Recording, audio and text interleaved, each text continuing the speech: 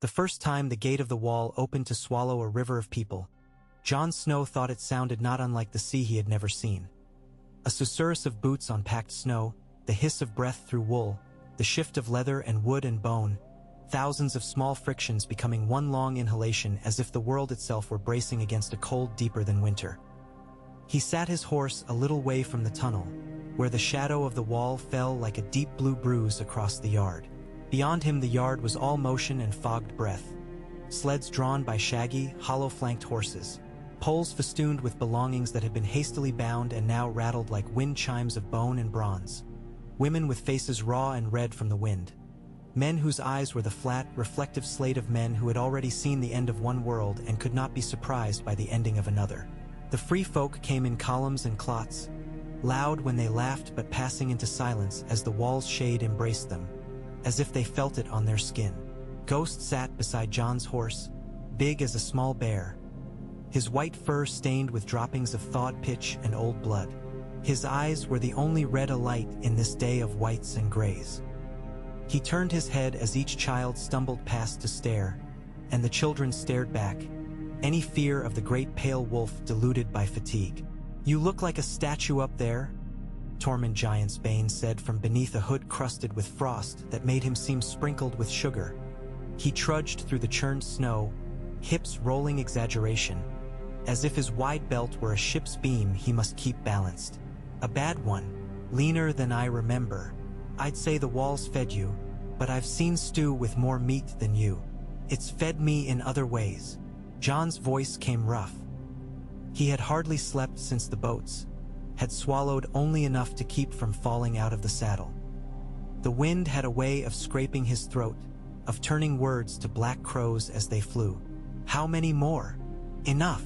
Tormund's grin flashed, all humor and a terrible sadness married together. "This lot's from the valley with the black stones and those cursed pines that make you smell of resin for a month. After them, the ones who thought themselves too stubborn to come off their hills until snow buried their fires. After them, we are done." "We are never done," Jon said, and knew it true as breath.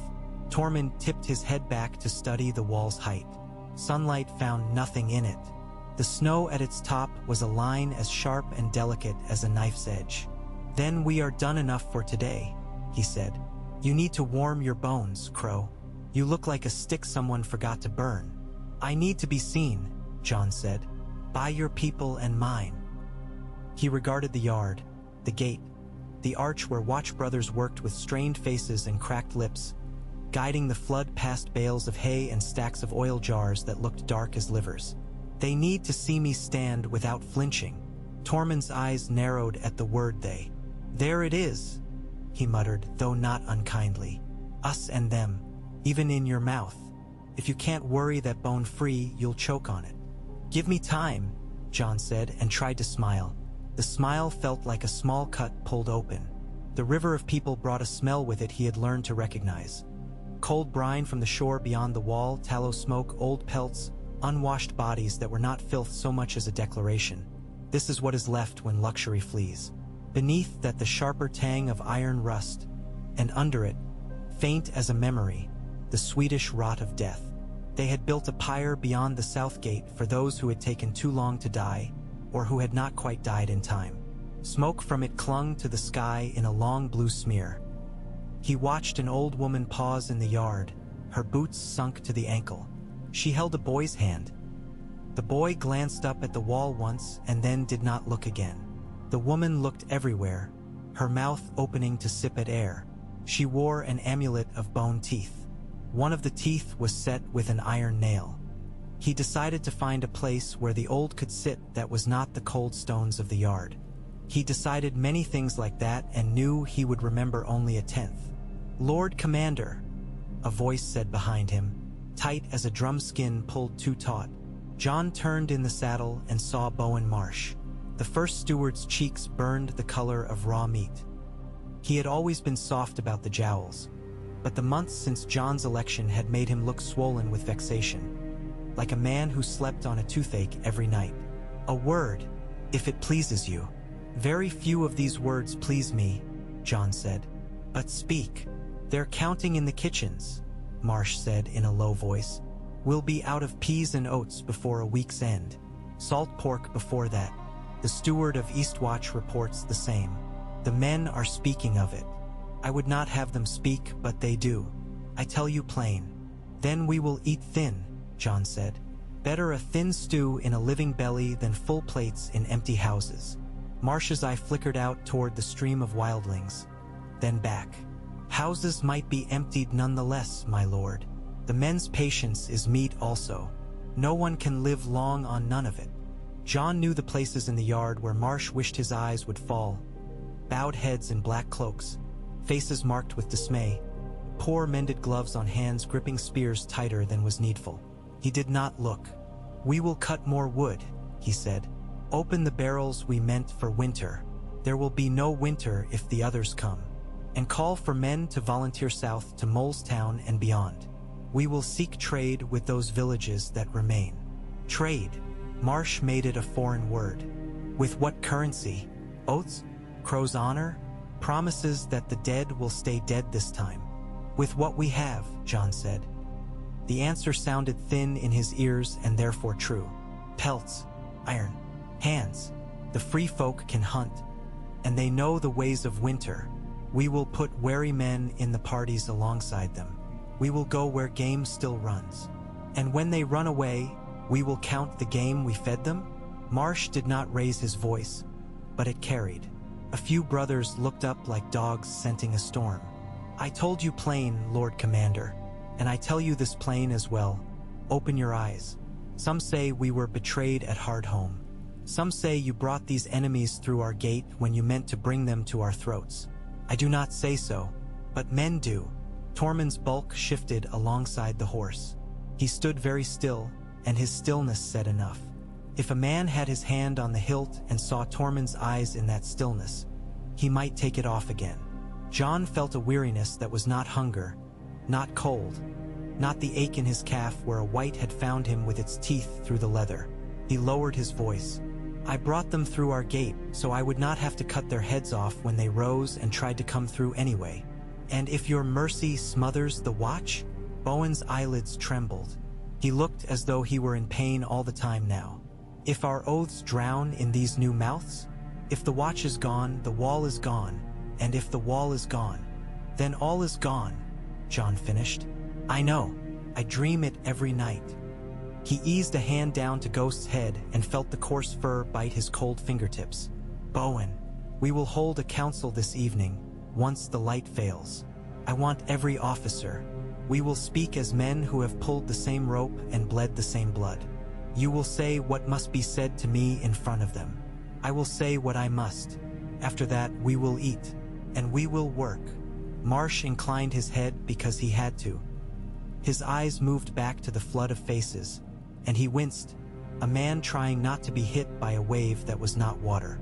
When Marsh had gone, Tormund let out a breath that could have shaken a tent. That one bites without teeth, he said. He'll gum you to death if you let him. He has a right to be afraid, John said. He has a duty. So do we all. Tormund craned around to peer under John's horse's tail with exaggerated curiosity. Does the duty to be dour come out that end? I wonder? Stop trying to make me laugh, John said. It hurts. Then we'll save it for a feast day. Tormund leaned his elbows on the horse's withers as if resting on a bar. You speak of trade. Winter towns are brittle this far north. The ones with braver men will try arrows at our backs first and talk after. The ones with less meat in their bellies than even your loyal crow brothers. He shrugged. They'll talk first and still run later. I can't dress fear in finery, John said. I can only ask for what must be done. But I won't send free folk to die for food before they have made camp. Not after what we saw it. The word Hardhome rose like a wave and broke against his teeth. He tasted salt and ash. We need steadings for them to winter below the wall, he finished, avoiding the name. Protected land. The gift should be that in truth. When it was given, it was meant to shelter people. We'll make it do so again. Tormund rubbed at his beard with one big paw and made a thoughtful humming, as if he had picked up a shell at the sea and held it to his ear. So you'd settle my people on this fat strip of land where the trees don't hate you. You'll need your own folk not to come with torches by night. Then, that's why we will meet with the northern houses, John said. I'll send ravens before the light dies. Some will come because they wish to spit in my face. Some will come to count our numbers. 1 or 2 may come to listen. 1 might come to help. Who? Tormund asked bluntly. Name the friend hiding in a sack of those names. Weren't they the ones who watched a boy lord raise iron men in their halls? Weren't they the ones who let the flayed ones call themselves their betters? John thought of banners, of gray stone halls, of the look of the sky above Winterfell in his memory, always iron, even in summer. He thought of Wyman Manderley and his belly, of his target-shaped eyes, of rumors that grew like snow mushrooms in dark places.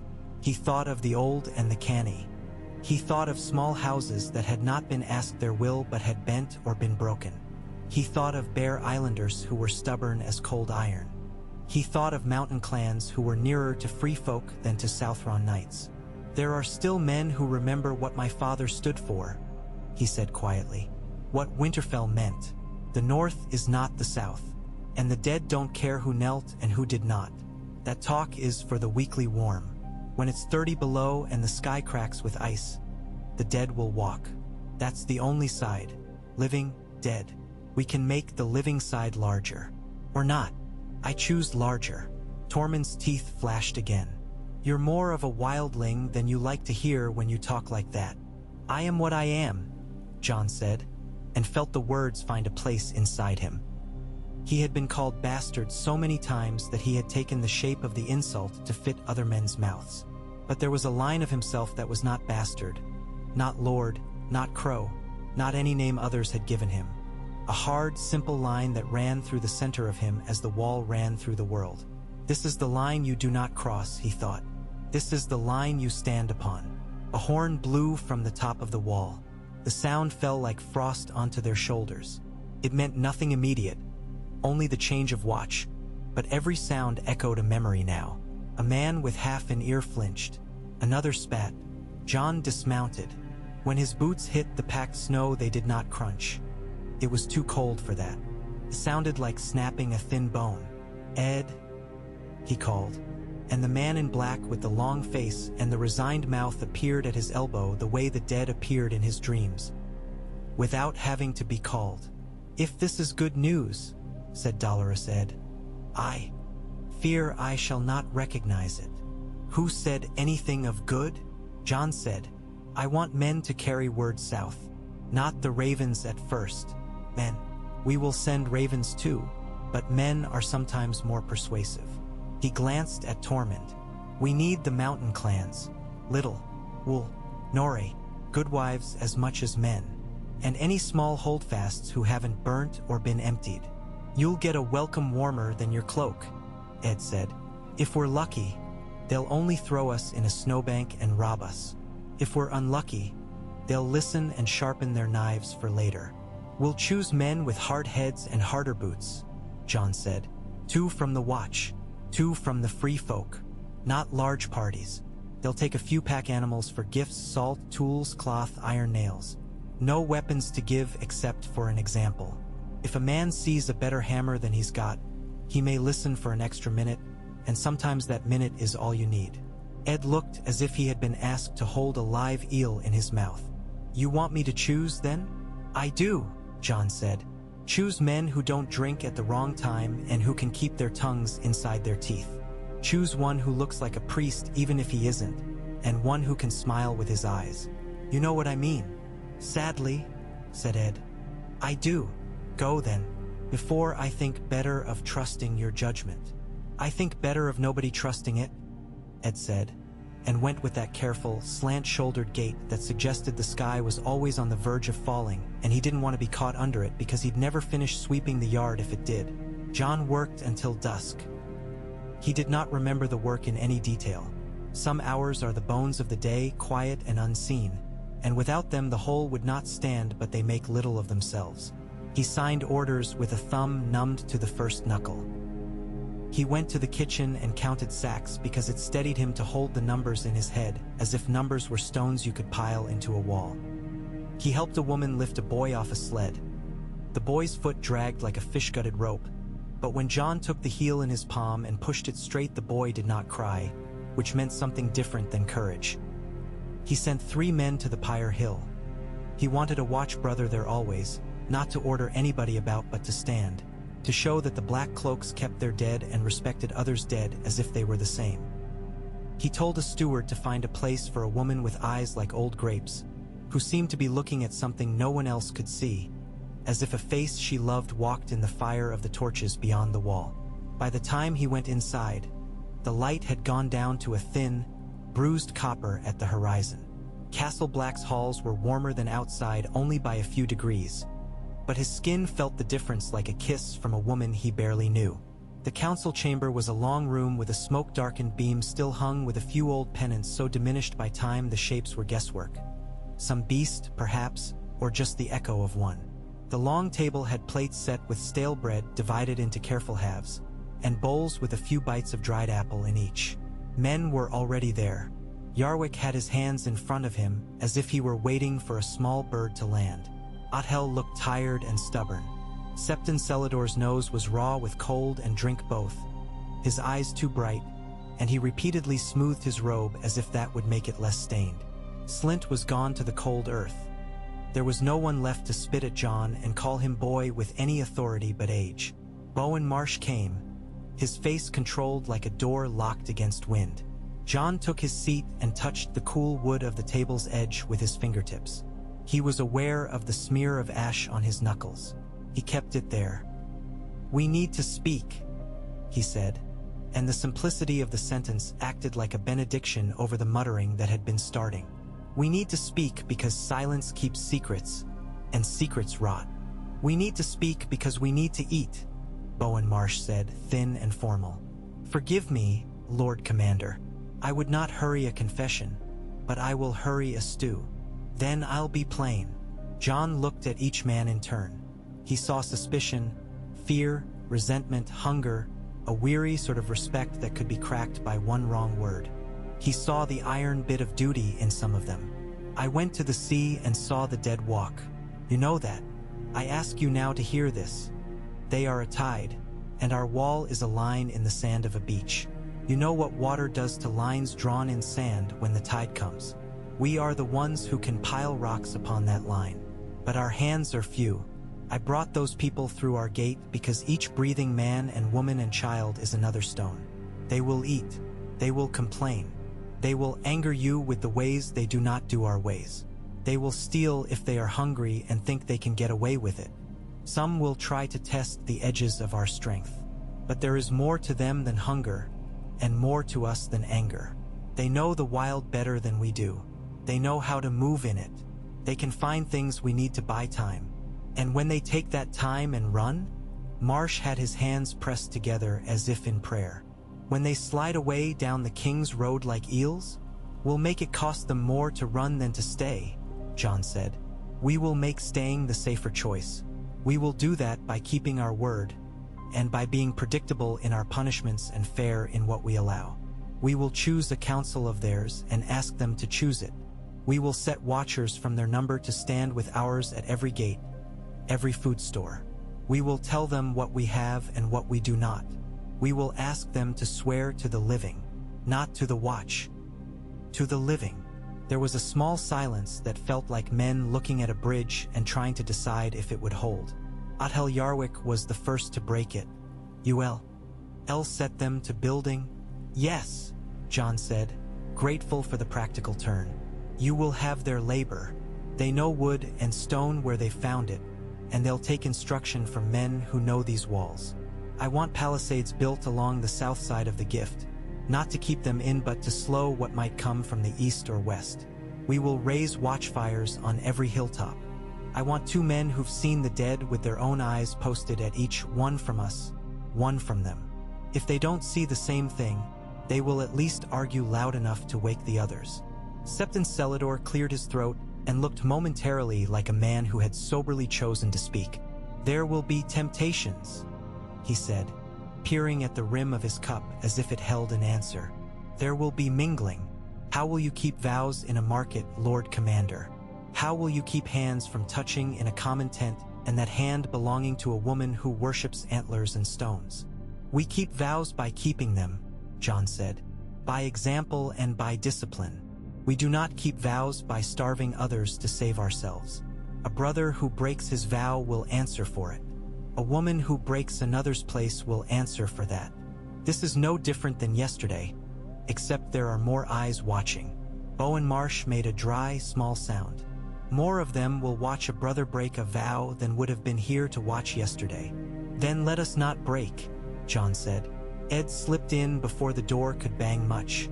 It was not in him to be dramatic. He nodded to Jon, acknowledged the others with a tilt of his downcast eyes, and took a place at the back. Jon saw in him the first sign of the world beyond this room. Ed's face said he had chosen men and would not apologize for the men he had chosen, even if they were not perfect. That was good. Nothing perfect lived here. We will send out parties to the mountains and the small clans, Jon said. We'll use the men Ed chooses, one party north and west toward the mountains of the first men, one south and east to the long lake and the villages that fish it. We carry gifts. We carry truth.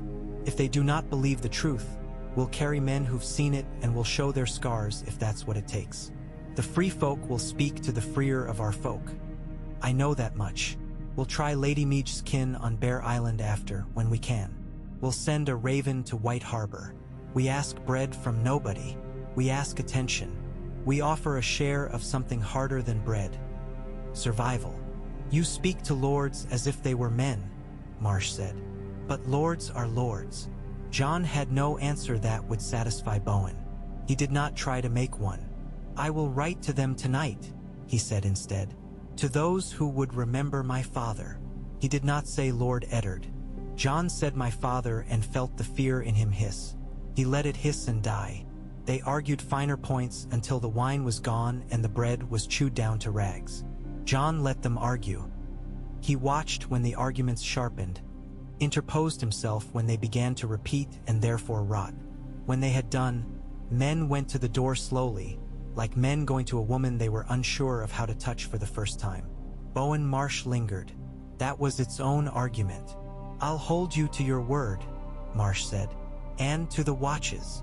You do not hold me, Jon said. You stand with me, or you don't. But you'll still be there when the dead come. I think I know which choice you'll make. Marsh stared at him for a long moment as if he meant to speak some second thing that would show the beating heart of him. Then he closed his mouth and went away with a small, careful dignity that made Jon almost sorry for him. When the room was empty but for Ed, Tormund, and a woman with hair blacker than a raven's that Jon did not know by name but had seen with a spear in Hardhome smoke, Jon let his shoulders sag. The seam where his sword belt crossed his hip felt suddenly like a bruise. Will you send me north and west? The spearwife asked abruptly. Her voice had the flint scratch of the high hills. My sister married into a Norrie camp. They'll listen if I tell them. They'll listen even if I don't. What's your name? Jon asked. He had made a new habit of that, forcing himself to fix names to faces instead of letting them drift past on the flood. Cressa, she said. Cressa Crow-Eyed they used to call me when I could shoot a rabbit while the wind took my arrow sideways. I can't see as far now, but I can speak. You go with Ed's party west, Jon said. Take one of ours who can read a map and one who can't read but never gets lost. One of yours who can laugh. And two who don't mind listening to old men curse the weather. Cressa's smile showed a missing tooth that made her look perpetually amused at other people's sense of their own importance. You know something of our people, she said. More than most kneelers. I'll go. Ed's mouth made a wry shape. I was going to choose that one anyway, he said. She told me I was. Then you're learning, Tormund said. He slapped Ed's shoulder with a hand like a bear's paw. Ed staggered half a step and looked resigned to it, which was the only safe response to Tormund's joy. Jon had letters to write while the night was young. Night here was always a little young with the stars so close and the cold like a stern nurse who sat by your bed and forbade sleep unless it was worth it. He went to his chamber first. The room was small by the measure of lords, but by the measure of a man who had spent nearly his whole life in common rooms it felt thoughtful. Someone had set a small brass pan under the bed frame with a handful of coals in it. The heat from it escaped fast into the stone and the air, but the gesture warmed John more than the coals. He took off his gloves with care and flexed his fingers. The scar across the back of his hand, white and jagged as a child's chalk drawing of a lightning bolt, caught the lamplight. "Go." St curled on the floor beside the pallet with a sigh too large for a single animal. It seemed the wolf breathed on behalf of a pack. John went to the small table by the narrow window and took up quill and ink. He had learned to write with a neatness that had surprised Maester Eamon. Ordered letters made him feel as if he had put something in a row that would otherwise have skittered off into corners. "My lord," he wrote and sat back at the word. His hand did not resist, and yet it felt strange. He had written to lords as Lord Commander often enough. But the lords he would write now were not other men in black. They were men who had known him when he was a boy, who watched his true-blooded brother and learned how to hold his sword so as not to embarrass a Stark. Winterfell's shadow crept into the room and sat behind his shoulder as if it meant to read over him. He began again, this time to a man with a belly rumored to be large enough to set a trencher upon. Wyman Manderley was a man of appetite and caution. John had neither the belly nor the appetite, but he had learned to ration his caution. "Warden of the White Knife, Lord of White Harbor, I write to you because the North breathes. When it stops, the South will not save it. The wall is a line your sons may need to know holds. I ask for your ear before I ask anything else." He paused a moment, then added, "The free folk who fought us for 1,000 years are men and women who will either fight beside us now or fight us after they rise with blue eyes and the winter in their hands. I reckon the first better than the second. I would have you reckon it too."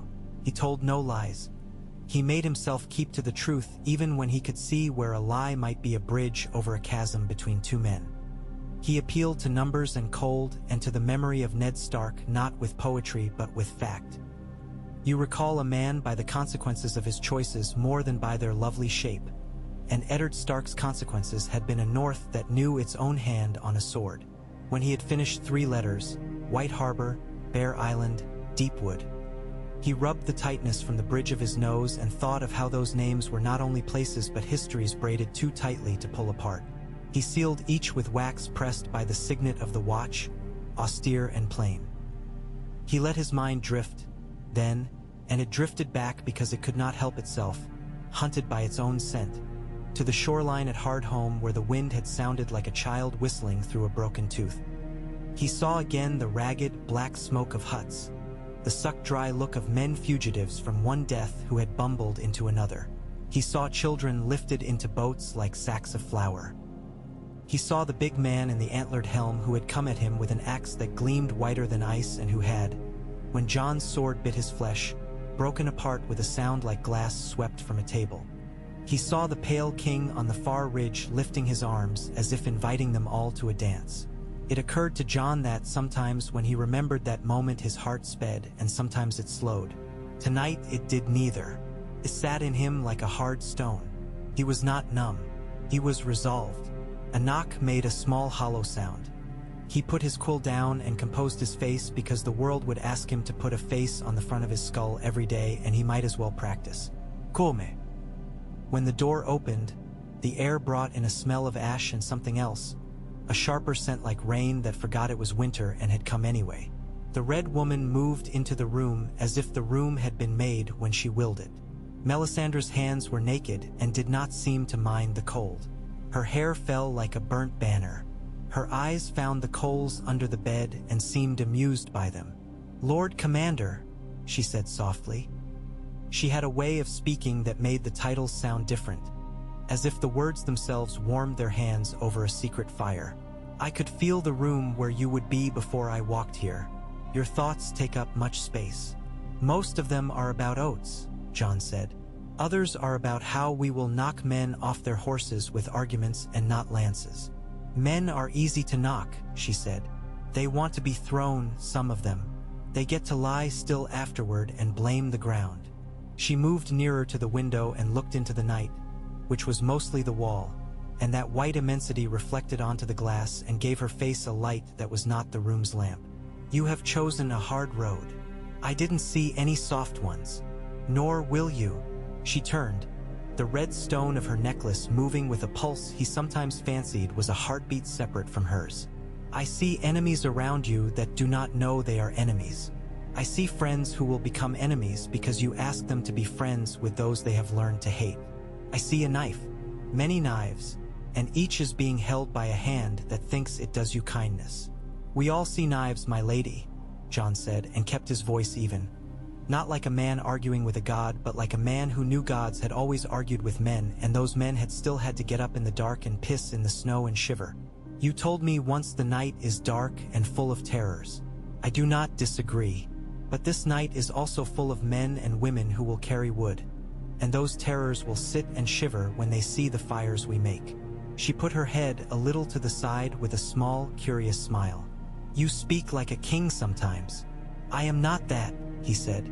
No, her eyes moved down to his sword, in its rack by the table, the long black scabbard etched with waves. "But you wield a king's steel, and you carry a king's burden. You must do a king's work or die as those who refuse a crown die, which is under the feet of an angry crowd. Come by the fire tomorrow and we will speak again." "We have no fire," John said, "only coals with ash over them." "Lift the ash," she said, and went out as if the hinge had been oiled by silk. Ghost lifted his head and watched the door a long moment after it closed. John reached down and scratched the small place at the back of the wolf's ear that always seemed to itch even though Ghost never flinched from the cold. "We'll lift the ash," he murmured. "We'll find the fire beneath if there is any, and if there isn't, we'll make do with heat we grind out of stone." The next day was not a day so much as a sequence of tasks that strung themselves like beads on a thread stretched too tight. A day of teaching men who had never stood shoulder to shoulder to do so without stepping on one another's boots, of showing a little man the way to bind a wound without stuffing it with snow, of crouching with a girl not yet past her first blood to help her tie a knot that would hold in a wind that could peel bark from trees. John learned that when a man from the free folk spoke of the wind, he gave it a name as if talking about a cousin who had turned unruly. He learned that when one of the younger brothers of the watch laughed with his head thrown back, one of the Wildling men flinched because somewhere on the ice laughing with your head thrown back had meant you would die with your throat exposed. He learned to stop a joke with a raised hand and let another fall with a tilt of his head. He became less a lord or a commander than a hinge on which many doors needed to open without squealing. He sent Ed and Cressa and 2 others out with a mule and 4 packs. They went quiet, which was an omen he preferred to any loud one. He sent another party east along the lake. He stood by the gates as they left and made his face solemn but not heavy, encouraging but not sentimental. He recognized that faces were only masks here, and the best you could do was choose one that did not frighten anyone who didn't require frightening. By noon 2 fights had been broken up with no blood, and one with a little. A free folk boy had found the knives where they had been stored under the eye of a steward and had been quick with his hands. A watch brother had been quicker with his temper. John let the boy keep the smaller of the 2 knives once the brother's pride had been soothed with a kind word and a task, because telling a boy to use his hands and then pretending his hands were not dangerous was a lie. He found jobs that suited those who couldn't stand still. Let them run with messages, carry water, haul wood. It turned out that all people were happier when their hands had weight. In the afternoon, a raven flapped down onto the yard as if it had decided at the last moment not to let the wind carry it west into the nothing where birds vanished. The bird eased itself down John's arm as if he were a tree and presented its leg. The thin paper there had smudges where someone with a larger hand had tried to write smaller. He unfolded it and found that it was not from one of the great houses but from a holdfast whose name was like a cough, Roy or Ryle, and the cramped script said, "Send a man who can count. We have grain in barrels. We'll trade for iron, tallow, and a promise on a knife." John smiled without showing teeth. He sent them men who could count and one who could make knives out of almost anything, and he sent along a boy from the free folk who could smell bad snow. He added a written promise that was not made on a knife but on his name, which he was beginning to suspect was more of a blade than any steel. By evening the yard had begun to feel different, not because there were fewer people in it, there were more, but because motion had learned its own etiquette. People began to flow where they had collided, and when men met at crossings their voices did not rise instantly to the pitch where knives breed. He watched two women, one in a patched wool dress and one in furs with beads like drops of old blood stitched into them, each bend to lift one end of a crate and carry it without either letting go when the other tired. It was not peace. It was movement that did not always end in breaking. That night he dreamt of Winterfell, which was a cruelty and also a comfort. In the dream he walked the yard without feeling the pull of the eyes and the walls he had always felt as a boy. That sensation that the stones knew who belonged and could tell who hid his name under a borrowed cloak. In the dream, the godswood was not frozen. The pool was black as a raven's wing. The red leaves whispered in a language he did not think he knew until he realized the whispering was his own blood moving. When he woke, the world was so cold his breath looked like the speech of gods who would not come closer. The third day brought a delegation of men whose clothes struck him as anxious. The cloth had been woven well but dyed poorly, and the boots were new and pinched at the heel. Their leader had a beard that failed to cover the uncertainty of his jaw. He announced himself as Theomore of the Long Barrow, a tiny freehold that had made itself grand in a land that did not care about grand if you could not feed it. "We came to see if the tales are true," Theomore said, as if truth were a market commodity that had been in short supply and he would pay well for a sack of it.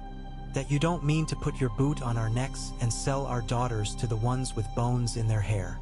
Tormund snorted and was opening his mouth to answer. Jon put a hand out without turning to look, and the giant of a man actually closed his mouth. This meant Jon's hand was beginning to find its place in the world. "We have no interest in anybody's daughters," Jon said, "unless they want to fight, or build, or count. If they want to marry, they will. If they don't, they won't. That is not my business unless somebody is hurt." "We heard you'd take our grain if we had it," said a second man with the raw nose of a drinker and the searching eyes of a man who saved his drinks for after the work was done. "We heard you'd coo it and say the wall needed it more." "The wall needs everything," Jon said. "So does your table. So does your small cousin's belly. We'll trade. Not with flails. With scales." He nodded to the steward he had chosen for this work. The man had a face like a winter apple, wrinkled but honest. He showed them the scales. He weighed out iron nails and tallow and a coil of new rope while the men watched, suspicious in the way of men who had been cheated by others who had said the words fair and then moved their hands under the table. Jon stood and let his face be seen not moving. By the time Theomore's men left, they were less stiff. One even made a joke about the way the cold had made him forget his own name this morning and set him to thinking it might be one of the other names he had thrown away like an old boot when he was young and thought he could walk the world barefoot. Jon laughed. Felt less like a cut today. 2 days later, a raven came from the east, from the long lake, with a scrap that said that men had listened and had not killed the messengers. It said also that a woman old as lake reeds had spat into the snow and said if the dead walked she would sit and wait and let them do the work of thinning the fools for her. Jon took that as encouragement.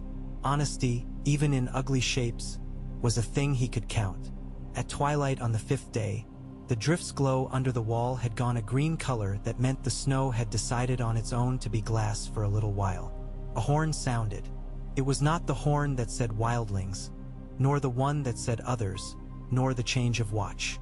It was the horn that said party approaching by the King's Road that is not obviously a threat and should be watched to be sure. Jon descended to the yard with Ghost at heel. Tormund came from somewhere as if he had been called in his ear. Men took places as men do, by habit and by the quiet choreography of respect and wariness. Jon took his place by the gate. A small column made its way toward them. There were banners, but the wind made them uncertain. Jon recognized one only when it came close enough for the green thread to catch the light. A bear in ragged stitches, defiant on a field it had dirted with its own claws. Bear Island had come. The first rider dismounted with a grunt that was more content than pain. She wore mail like other men wear a second skin that they had never taken off. She had a face that looked carved, not sculpted sharp, from a term of usefulness rather than beauty. Behind her were 5 men, each with axes they did not pretend were decorations. and a girl who sat straight in her saddle and saw everything without being impressed by any of it. "Meej Mormont," Tormund said in a voice that had suddenly found the smile it had been saving for a feast day. "By your beard, Crow. They've sent the only bear with better manners than me." "Lady Meej," Jon said with a bow of the head that put his courtesy where she could see it without his neck offering itself too much. "I'm thankful to see you. You honor the Watch. And the living." "The living don't honor themselves near enough," Meej said. Her voice would have made a stag turn and think twice. "A raven came from a boy who says he's Lord Commander and writes like a maester but quick enough to have a sword in his hand afore the ink dries. I was curious whether his hand shook when he wrote. It does not." She looked him up and down, took in Ghost with the quick, approving glance of a hunter who judges a hound, and nodded. "You look like Ned's. The jaw, the way you stand as if the floor has not yet made up its mind. That bodes." I listened to the words. The part about the dead was not new, but the part about settling wild men in the gift to build walls and fight the cold, that was a new piece of cloth. I came to pull it and see if the whole cloak comes apart. Jon found himself smiling. "Lady Meej, pull." She did. Through supper she pulled, and while the torches threw their fat, greasy light and men pretended to enjoy broth that would have made a poor water for washing, she asked for numbers, for plans, for where the wood would come from and how the sentry fires would be maintained if green boughs smoked and dead boughs burned too fast.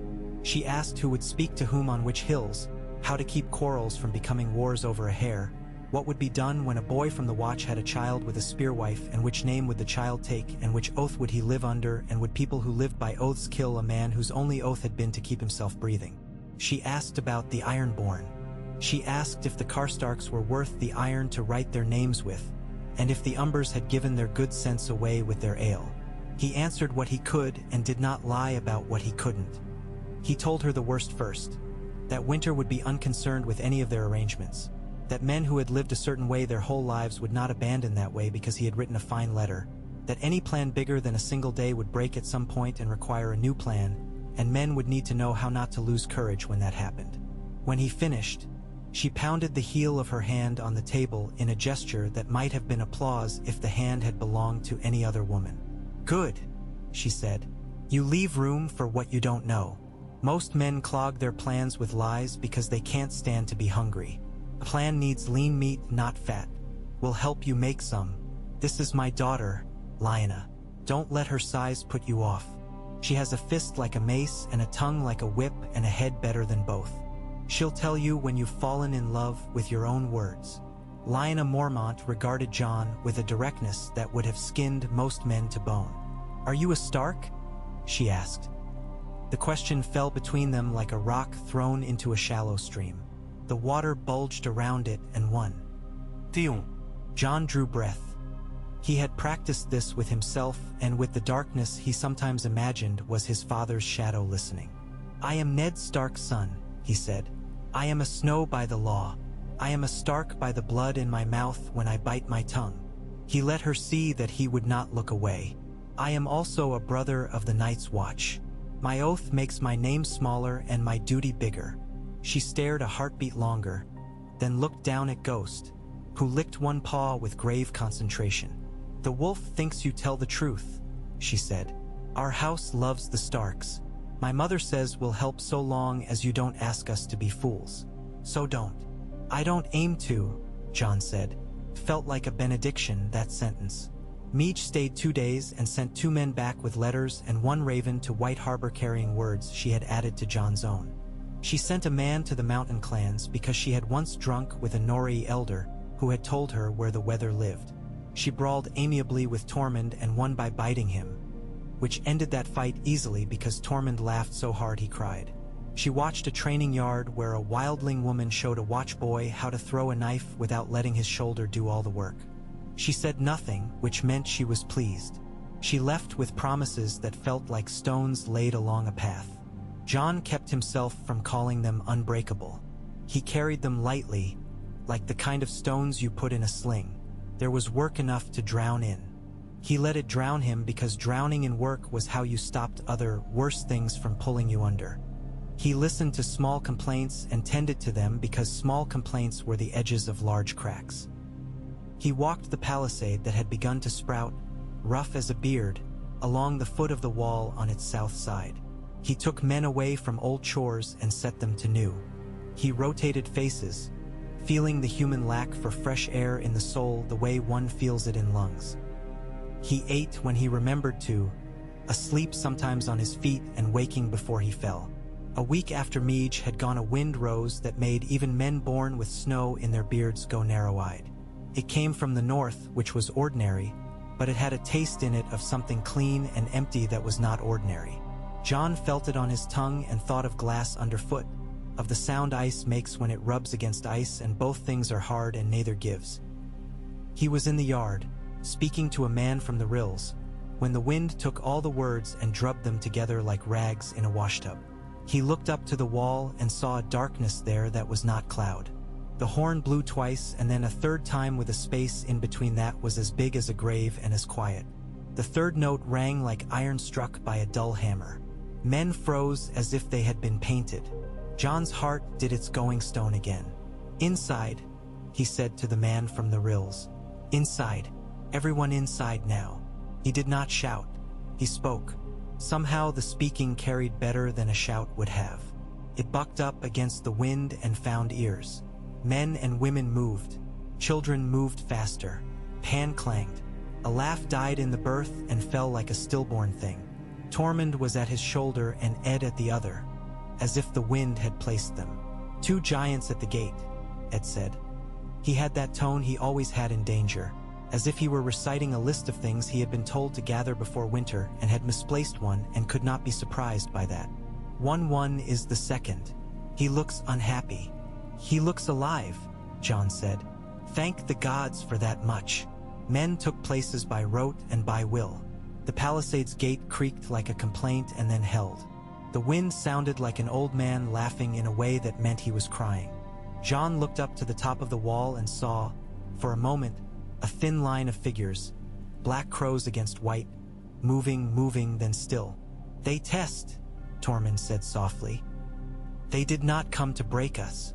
They came to listen to the wood and ask it questions." "What do they hear?" John asked, not expecting an answer. "They hear we are not ready," Tormund said. "They hear we are getting ready." John stood there with the wind punching him and made himself not sway. He felt ghosts flank against his boot. He thought of the line in him, the one that ran through his middle as the wall did through the world. He laid his hand on the wood of the palisade. It was rough and still living. When the wind fell, it did not so much cease as it bit once more and then stepped back to consider the taste. Men breathed. A woman who had been holding her child under her cloak lifted the cloak and looked out. The child gazed solemnly back at the world and made no sound. Later, when men had begun to talk again and the palisade's men had gone back to arguing whether the gate wanted a crossbeam higher or lower, a small party came stumbling out of the dark like dreamers waking. Ed moved forward and John with him, not running but not wasting steps. Cress's face appeared from under an edge of fur, thin as hunger and tight as a bowstring. A man John recognized as a little elder leaned on a staff that had been a spear and would be again. Their eyes were the color of the sky when a winter storm is about to decide what it wants to be. "They listened," Cressa said hoarsely. "They listened more than I could stand. They listened and then they said we were fools and then they came with us." She put a hand on the little man's arm, not as possession but as proof. "They'll not kneel. I told them you don't ask it. They'll spit if you ask the wrong thing. I told them you don't. They brought meat. They brought news. The Nori sent word to the wool, and the wool sent word to a man who whistles for birds, and the birds came and went ahead of us like they had business. We did not die. It seemed an omen." "It is," John said. The word felt like bread in his mouth. "Come in. Eat. Speak." "They did?" They brought the smell of the high hills with them, which was like stone warmed by a sun no one else had seen that day. They brought talk of other small steadings, of people who would come and people who would wait until they had no choice and call it their choice when they finally moved. They brought names of men who had never seen the sea but could read the drift of snow the way a sailor reads the tide. John wrote the names down, each one a fingerhold on an icy cliff he knew he was climbing. That night he sat with Tormund by a brazier that popped and spit like an old man telling a joke that he had forgotten and then remembered in the middle. The flame found its way through a knot of stubborn elm and cracked it with a sound that made both men look up. Snow tastes like iron if you let it, Jon thought, and shook the thought away. You get your Northmen to come. You get my people to sit and not bite them. Then what? Tormund asked. He had a way of making questions like a man throws a stone in a river to see how deep it is. You build more fences? You trade more oats? You write more letters? I find a way to make them promise to each other, Jon said. Not to me. I'm a poor thing to bind men to. A name and a blade. That's not enough. They need to promise to something stronger. Stronger than you? Tormund grinned. That's a shame, Crow. I was starting to like the way you strutted. Jon let himself laugh. Came easier than it had the first day. Stronger than any one man. Even a king. The living. The land. Their children. The faces in the trees if that's what they need. The seven if they prefer. I don't care which god they use to make a promise. I care that the promise holds. You can't make men keep promises, Tormund said. You can give them a reason not to break them that's better than the reason they had to break them. That's the best you get. Then I'll give them reasons until I run out. And then, I'll steal yours, Jon said. He reached down and rested his palm on Ghost's neck, where the pulse beat steady and soft, a fire under snow. And if I run out of yours, I'll find someone else's. There's more reasons than stars. Enough to go around. Boy, Tormund said softly, and it was the first time the word had not felt like an insult in Jon's ears. You sound like a man trying to hold a mountain in his arms and tell it to be gentle. The mountain doesn't care, Jon said. It will still be there when we are nothing. But sometimes it throws a rock that misses your head because you duck. That's not wisdom, Tormund said. That's luck. It's both, Jon answered. Most things worth doing are. That night, sleep came late. When it did, it came hard, like a friend who had had enough of being put off. In his dream, he stood again in the godswood. But this time the pool was frozen and he could see down through the ice to shapes that moved beneath, slow, ponderous, like great fish or the ideas of fish. He thought he saw a face come up to meet his from below, pale and with hair floating like dark weeds. He thought it was his father. He woke with his hand outstretched and his fingers cold as if the ice water had known him. In the days that followed, a sound began to drift across the yard in the late hours when men's tongues loosened and knives stayed sheathed not from fear but from having something else to do. It was the sound of two songs trying to find a way to share a melody. A wildling tune that had no words but an old ache and a watch song that had too many words and a rhythm you could march to. They did not quite fit, but sometimes one would slide in under the other, and for a breath the two became something that was neither and both.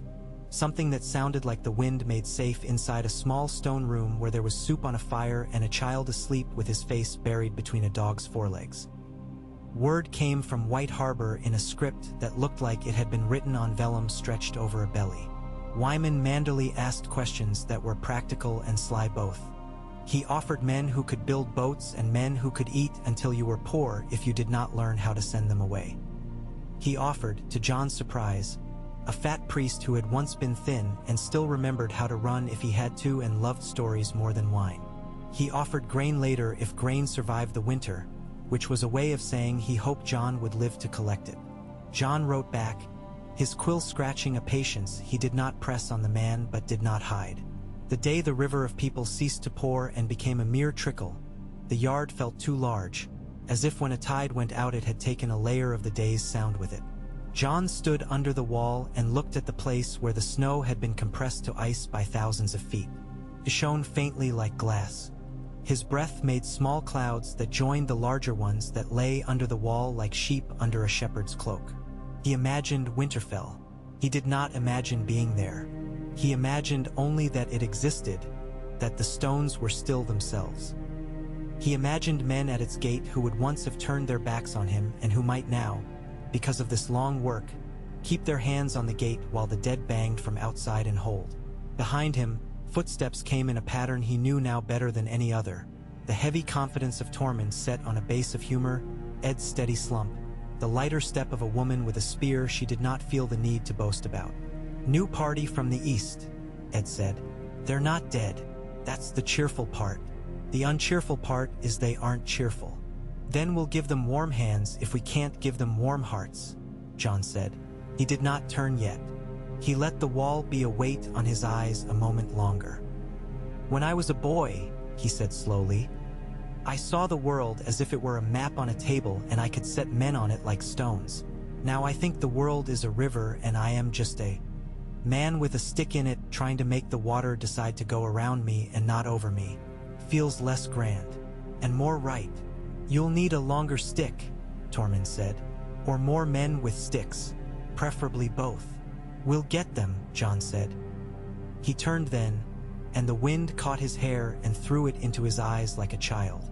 He pushed it back and smiled at the offense. "We'll get them or we'll fail trying to call them. And if we fail, someone behind us will have had a moment to gather their breath because we stood here now and did not run. That is enough to be getting on with."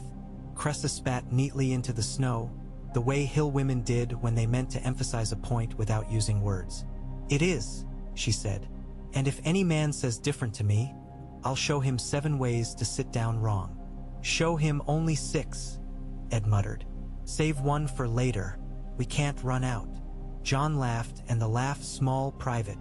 It would have embarrassed him in a hall, carried in the cold air as if the wall itself had decided to allow a joke.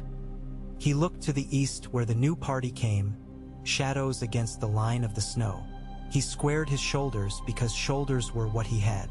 He began to walk. Ghost moved with him, white on white, a blade that had no need to glint to be sharp. The day pressed on him and he pressed back. That was the work. That was the story. And there was time yet for now to make more of it.